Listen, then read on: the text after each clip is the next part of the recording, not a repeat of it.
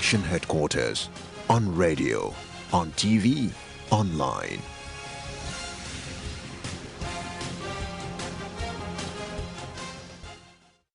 Welcome back. Now let's head straight to the House of Parliament, where the poor attendance by MPs since their recall has triggered some constitutional concerns. The House has been forced to adjourn sitting twice this week because there were not enough members to tackle the business of the House. The House, meanwhile, has been hoping to sit continuously for 21 sitting days for the controversial CI 78 to mature. So how will the two suspended sittings affect the countdown? Emmanuel Lante has more. The reason why members of parliament were summoned to an emergency sitting was to pass the CI 78, which seeks to give legal backing to the creation of the 45 new constituencies by the EC. It is also to deliberate on and pass the CI 75, which outlines the processes for conducting the December polls. The constitutional instruments which have been laid are expected to mature after 21 days of parliamentary sittings. But will the suspension of sitting these last couple of days affect the maturation period of the CIs? The quorum business has nothing to do with our sitting.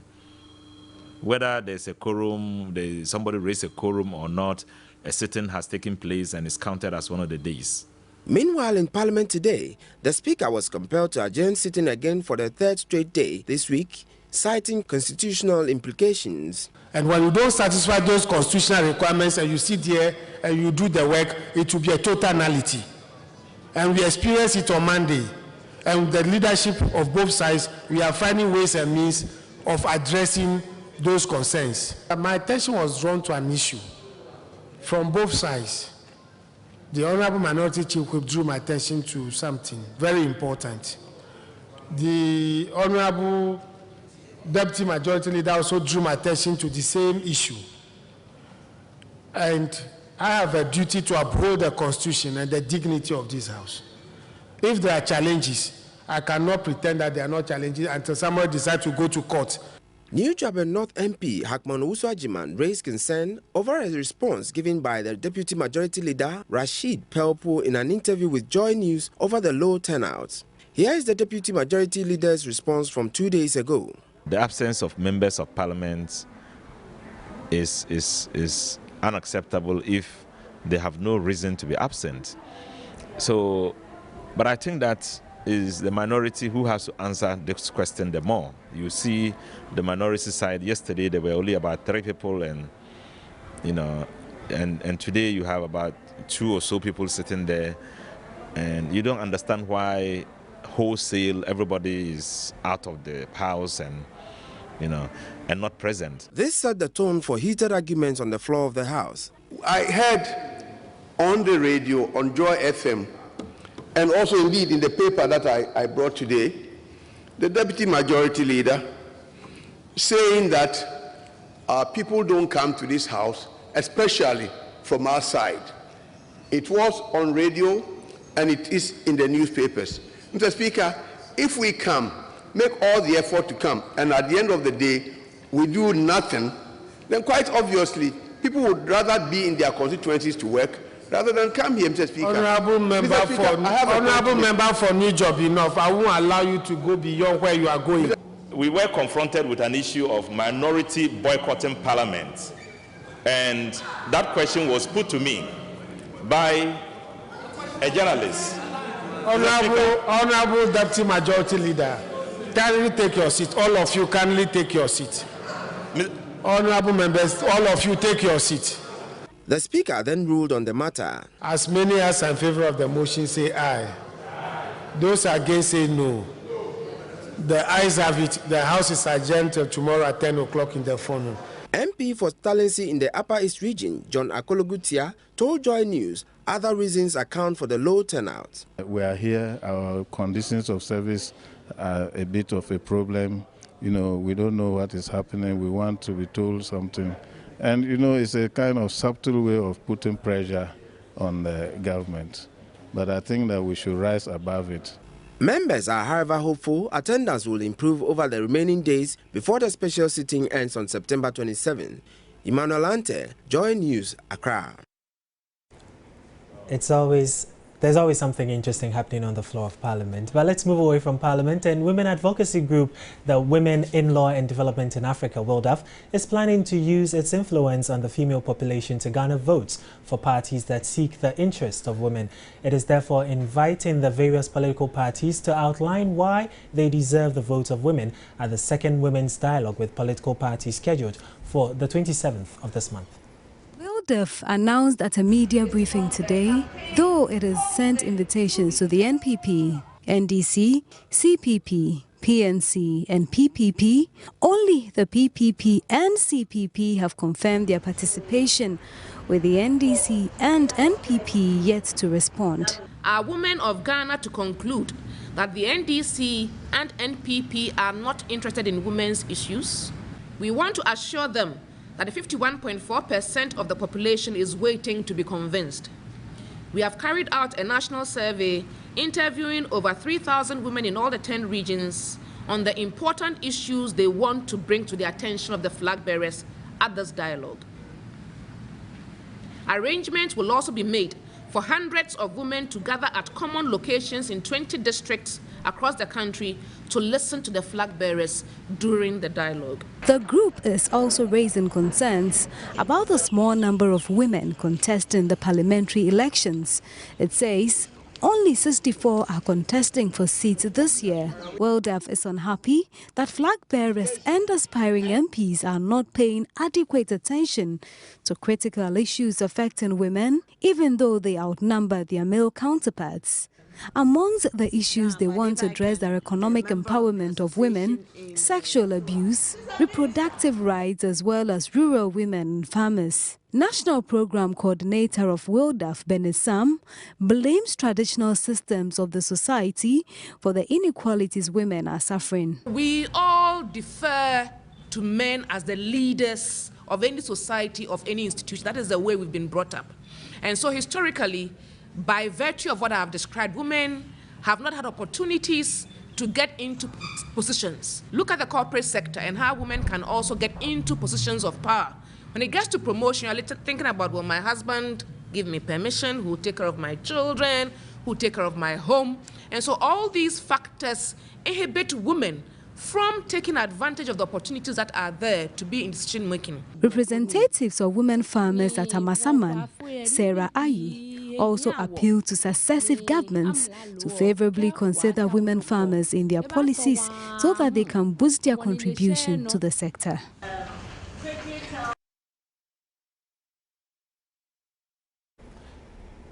Still staying with politics, aspiring candidates are meeting to discuss challenges hindering high representation of women in Parliament, as well as chart ways to solve that problem.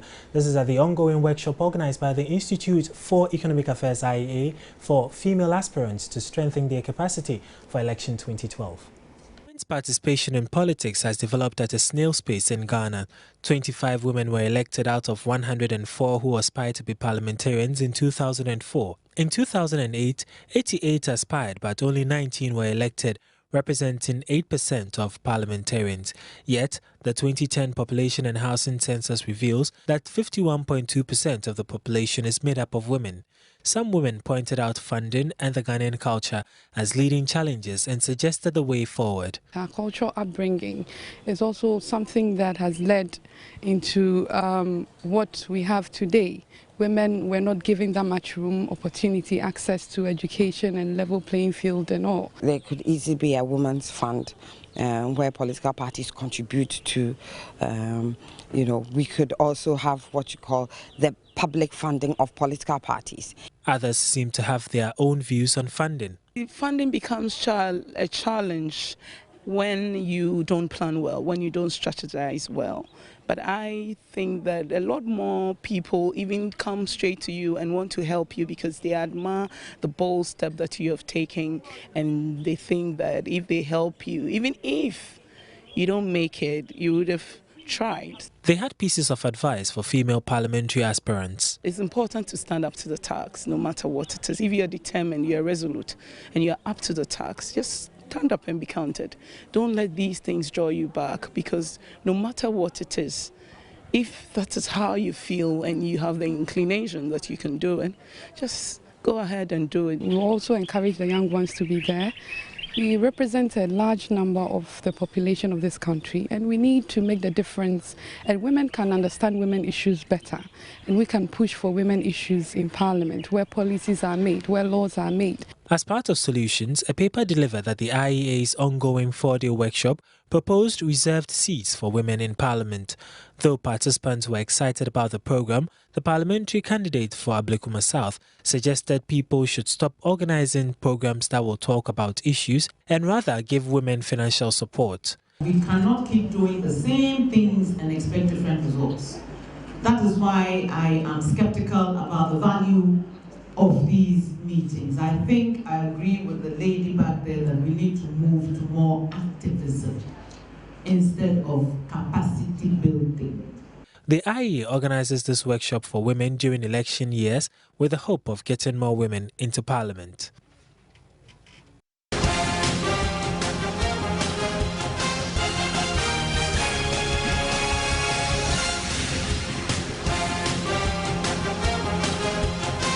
Election headquarters, on radio, on TV, online.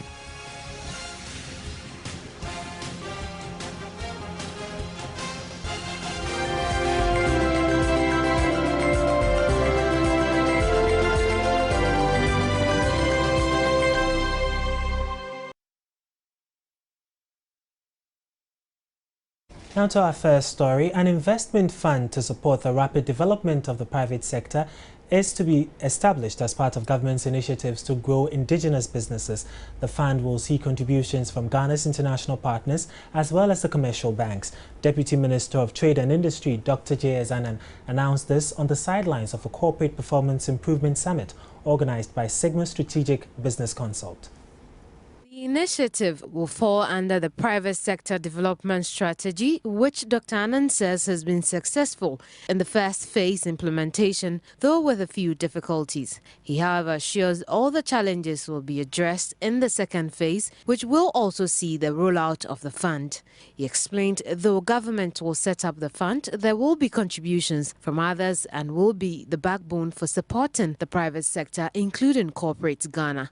He, however, adds businesses will have to learn how to make money work for them. What is important is not to focus on the money, but is to focus on some of the issues that are going to be discussed here at this corporate improvement seminar, which is how do we make money work better for us? That is what the private sector development strategy also seeks to do, from the standpoint of improving the competitiveness of business in Ghana, of enterprises in Ghana, because at the moment we are not that competitive. Our competitiveness, yes, has improved, but it needs to improve much more for us to be able to meet the needs of our people. The second phase, he says, also comes with opportunities for small and medium enterprises as well as startups. The private sector strategy is complemented by the industrial sector support program. That is where we expect a lot of small enterprises to be able to be subcontracted to support the larger corporate efforts, so that people, youngsters who can set up their own businesses, show some innovation, will get the support to be able to grow their businesses. The Corporate Performance Improvement Summit aims to train corporates to sustain the successes chalked by their companies. Inoki Yeboah Ajipong is with the organizers. Primarily, you get yourself in a network where you yourself would know that truly you've had an experiential learning. It's not just a summit where you go listen to people talk, but you get yourself engaged with the conversation, you get yourself learning a lot out of it, and you get yourself actually doing what you are to. So then you know that you've had a lot of impact, and that which you can transcend further into your corporate organization and life in general. CPI 2012 will be climaxed with a one-on-one session between corporate Ghana and resource persons.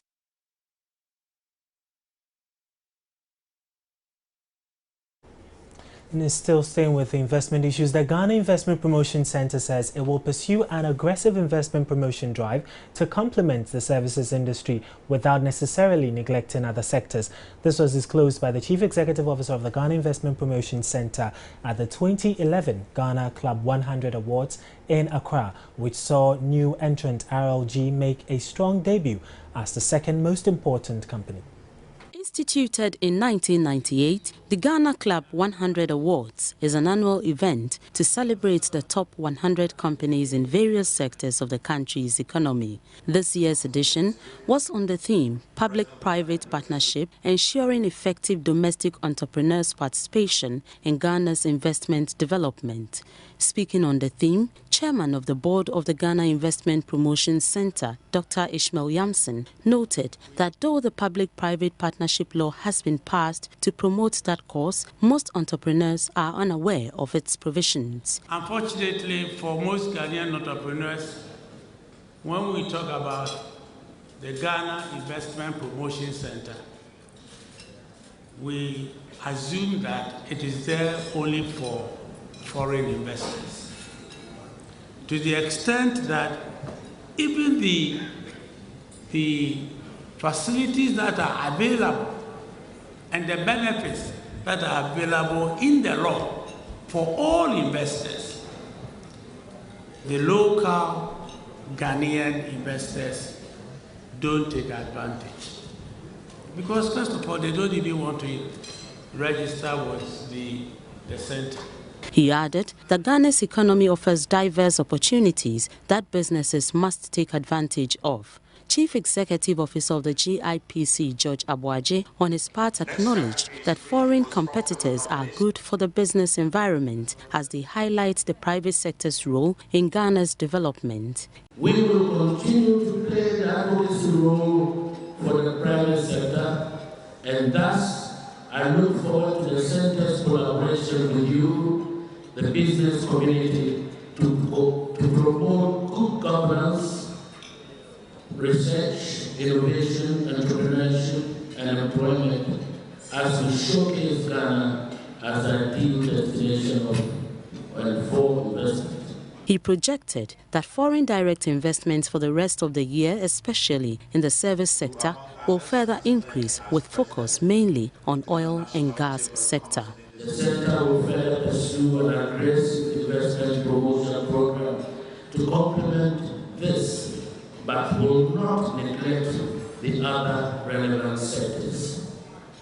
Mr. Chairman, in recognition of GIPC's commitment towards facilitating investment opportunities in West Africa through a series of platforms for networking and granting foreign investors opportunity to tap into the rich West African heritage, thereby increasing economic activities. This year's awards were ranked based on 3 factors of the competing companies, such as size, returns on equity and growth. Produce buying company PBC, a leading domestic marketer of cash crops, was adjudged the overall best company for the 2011 edition of the Ghana Club 100 Awards. 9 other companies which made it to the best 10 category include RLG Communications, Enterprise Life Assurance Company, Apostle Goldfields Ghana Limited, and Ghana Home Loans Limited. RLG Communications was presented with 3 awards, including awards for the fastest growing company,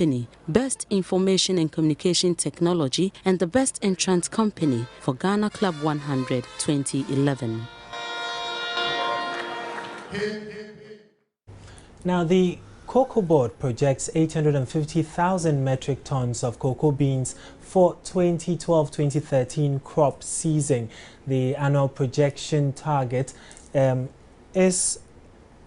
This comes after it signed a $1.5 billion loan agreement with 31 local and international banks for cocoa purchases in the upcoming season. The production target remains same as last year's and 250,000 tons short of the historic 1 million tons production in 2010-2011 season. Cocoa Board's Chief Executive Anthony Fofie tells Joy Business bad weather conditions have influenced their projection. Now, the Union of Commerce and Finance Workers, UNICOF, has called off its strike at Merchant Bank.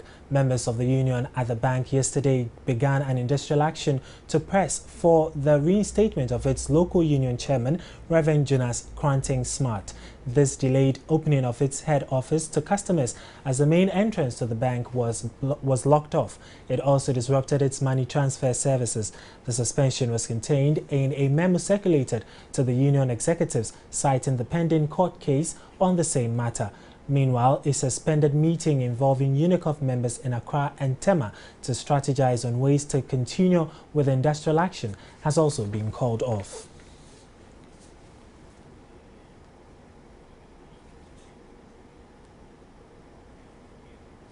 Government says it is working with the security and other agencies to address the frequent destruction of fiber optic cables of telecom companies. The fiber cuts, which affect call connectivity, usually emanate from construction works and theft. The phenomenon also costs the telcos about 200,000 Ghana cedis every month to repair the damaged cables.